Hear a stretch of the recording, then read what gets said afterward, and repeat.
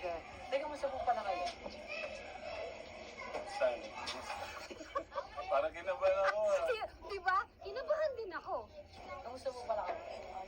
Oh, ano mo na? Ayan, seryosohan. I-describe niyo po yung 2023. Happiness. Diba, siguro pasok na po tayo 2023. Ano po yung una niyong babaguhin? Ano po yung una niyong gagawin? Yung unang-una ko siguro babaguhin, yung mas palalaguin ko pa yung connection ko kay God. Para mas mapalago ko din yung connection ko sa pamilya ko, sa mga tao.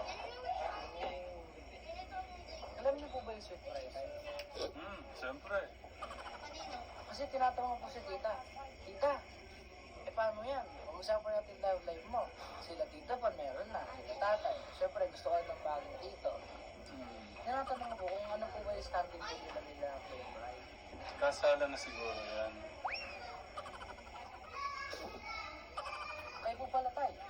Siyempre, simula nung pinanganak ko hanggang ngayon 2022. Sa tingin niyo pa ano po yung pinakamasayang memories ko sa inyo?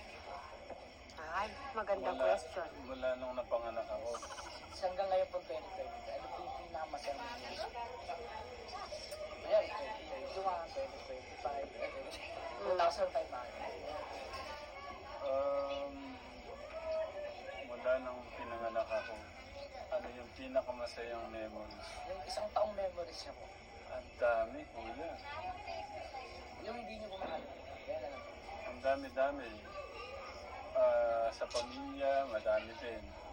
Sa nanay mo, sa inyo lang, sa mission lang. Ang daming mga... Ano yung iba, sa bagay iba yung level nung... Iba yung level ng happiness.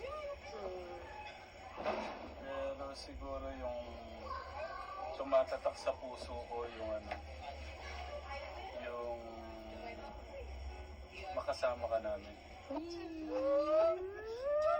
Kinilig? Kinilig?